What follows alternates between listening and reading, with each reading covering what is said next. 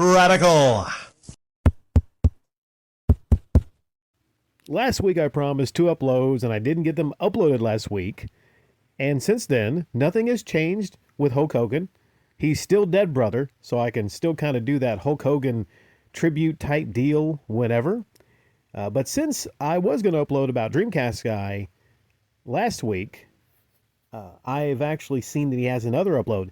In fact, it's his recent upload titled Only Bad PS5 Only bad PS5 games will go to Xbox?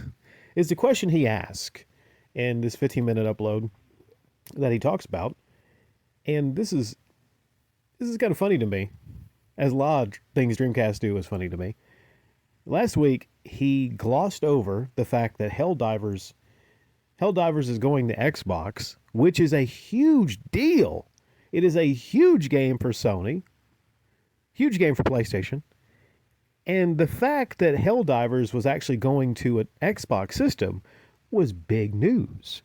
Bigger news was the fact that after this, Sony actually had a position opening up to do more things like bring their big games like Helldivers 2 to platforms like the Xbox or the Switch or PC, And there's a person in charge of doing that specific thing that opened up.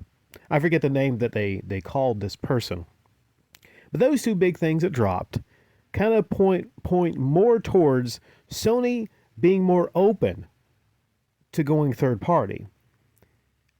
But like I said, DreamCastGuy just glossed over it. Spent about 5 or 10 seconds just briefly mentioning it in an upload where, hell, I forget what he was talking about. But that was all the time he spent going over that news. But since then, I think he's been taking a little bit of copium. And he had this upload where he goes into something that I might do a side upload on, which is a chart talking about the best-selling PlayStation 5 games. Yeah, I think I'll do a little upload about that tomorrow also. But in this upload, he basically brings up somebody named, I think, Nate the Hate. Let me see here. Give me a moment here.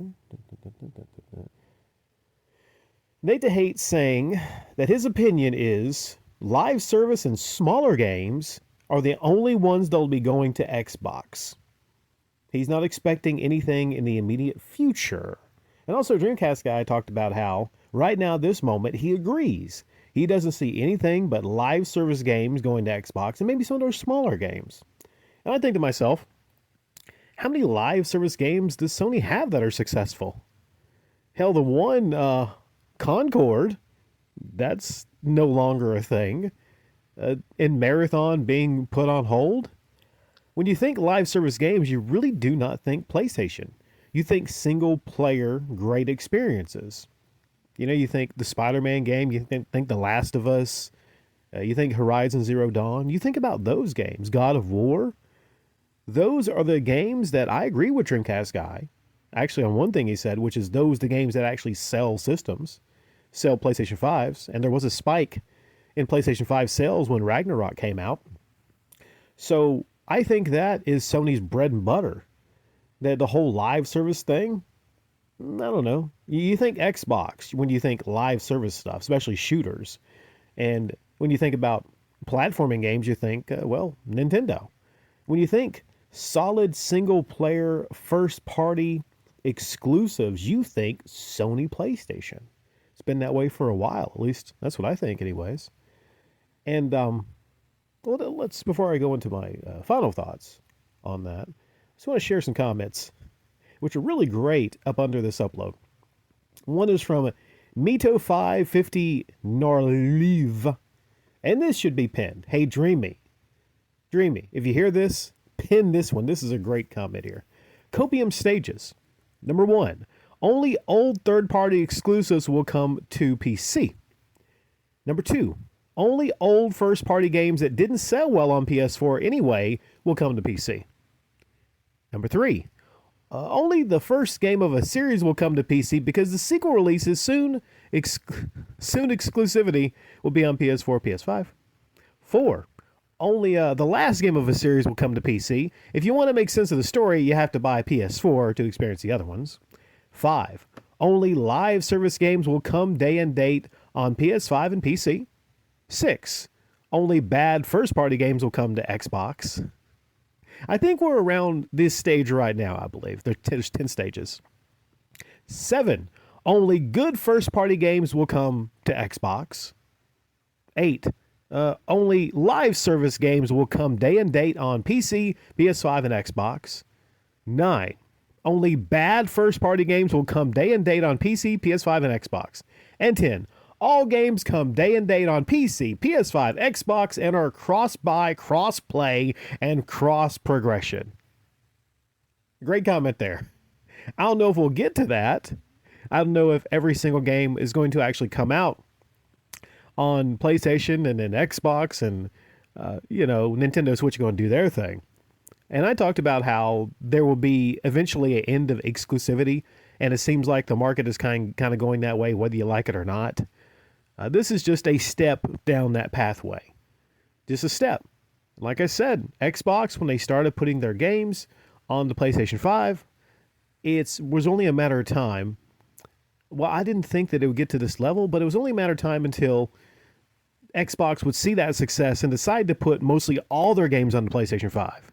This kind of even shocked and surprised me because I thought, well, PlayStation, you would think, really has no big incentive to do this. Before I go into my final thoughts, though, I got a second comment. Damn, this is a long comment, so I'm not going to go over all this, but the first part of it was, keep changing the narrative, and this is from Katie Blackmore, 2004.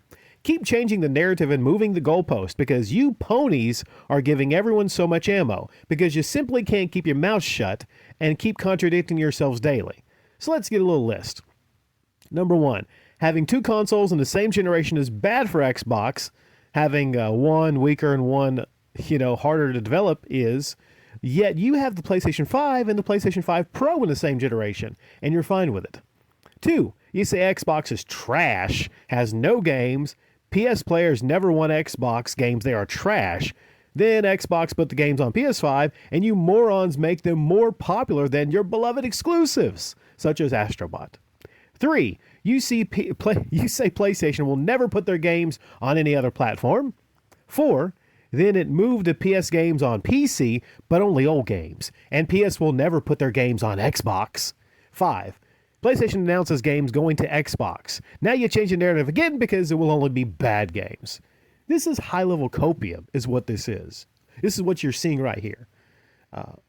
Didn't JTech TV have a meltdown also over this? Because they understand. They're just trying to hold the fort down. They're just trying to hold the fort down as long as they can. And they just are caught blindsided by this. I think more shocked than Xbox players, Helldivers went to Xbox, is Sony players. They're more shocked about this. But there's some copying going on here. And DreamCastGuy couldn't resist putting in a little bit of Xbox hate. Because, there's no lie that PlayStation is outselling the Xbox, system-wise. It's no lie that PlayStation is the more popular platform. But Game Pass is very popular on Xbox. A lot of people use Game Pass. And there's still people on Xbox that still buy games and are interested in buying games. It's less than PlayStation. But he's making it seem like, at the end of his commentary, that it's just the Xbox. Not many people buy games on it. It's these Sony would see if they put their games on it like Uncharted, they wouldn't sell at all. I'm going to tell you something. If it's any indication how successful Xbox games were on PlayStation, believe me, there's a lot of gamers that only have one console, and they would really love, if they had an Xbox, they would love to play the Uncharted series. It's a great series. So, the Uncharted collection, let's say you release it for a reasonable price, the whole collection. Let's say even The Last of Us and The Last of Us 2. Let's say you release those on an Xbox. Those are not new games, but they've never been on an Xbox before. And with The Last of Us, you have your choice of all different remasters. I think you're smoking something really good if you don't think they would sell on Xbox. There's a lot of people that are just curious between the systems. They're a little system bi curious, you might say. A lot of people have only had Xboxes, and they might never even had a PlayStation. And they see, courtesy of PlayStation, now they can try out some PlayStation type games. In the same way, Xbox, people that never had an Xbox that are always had PlayStations, they experience, a Forza, and they're like, well, damn, I've always played Gran Turismo, but this Forza game is really good. Sea of Thieves, I like Sea of Thieves. So even in this, the Sony ponies, the PlayStation fanboys, the extreme fans are still coping with this, and they're still trying to find ways to take digs at Xbox. When this is really kind of funny when you think about it, because this happening, it signals kind of the end of the console wars between Xbox and PlayStation. So I think most people would assess that PlayStation won, at least from a sales perspective. There's never been a generation where Xbox, they got close to the 360, but they've never beat the PlayStation in sales. So clear winner is PlayStation when it comes to the console wars by sales. But it is so crazy to see these people that are trying to tell people not to buy Xbox games on their PlayStation. If people want to buy Forza Horizon 5, it's their fucking initiative. It's their business if they want to experience a good racing game on their system. What are you going to tell them? Like, oh, yeah, don't get this. It's available. You can get it, but don't get it. Just to stick with this idea that these systems are going to stay exclusive. And believe me, I get it. I've even said it before. Ideally, if you want to sell consoles, then you want to keep your exclusives on the consoles. But I don't think console sales are going to be more important, or getting more console sales are going to be more important than possibly weirdly working together with each other and getting people to buy maybe one system. Okay. To get one system, whichever one they choose with maybe the better feeling controller and the better interface or whatever. And they can look at it like, well, damn, regardless of what system someone chooses, they can have their selection of all different types of games. And weirdly, I've always thought exclusives were for the best, and that would drive these companies to work harder to compete with one another. But what if there's a weird possibility? I'm just throwing this out there.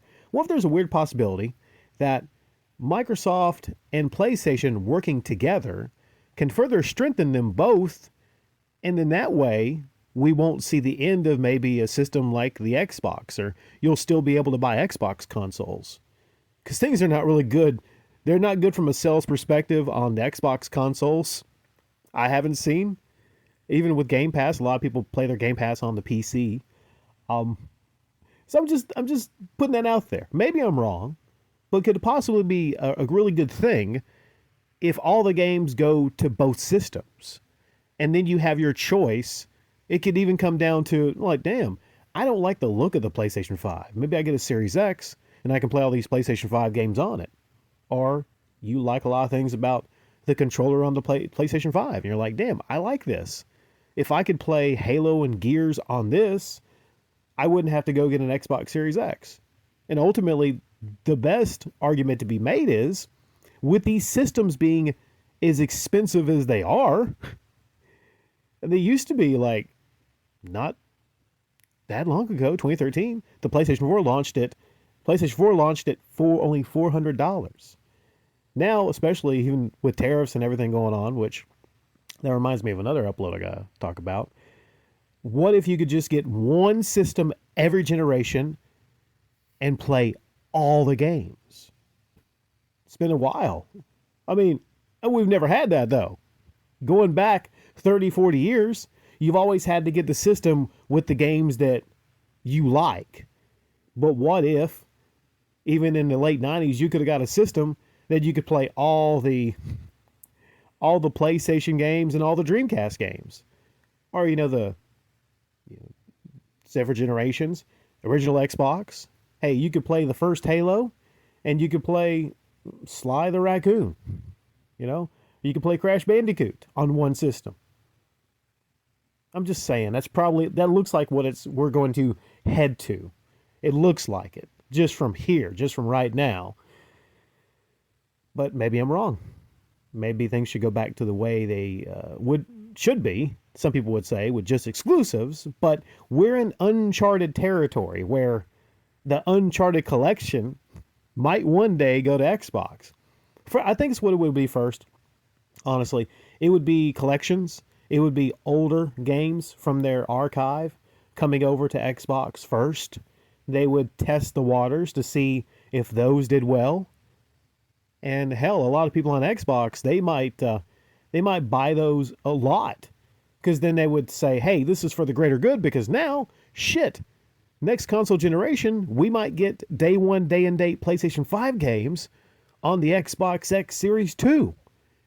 And that might be actually what's going on with some of the sales on the PlayStation 5 with Sony ponies. They might say, well, damn, if we keep buying up all these Forzas and eventually Gears, then damn, we be eating good. Maybe we might get all the Xbox games over here.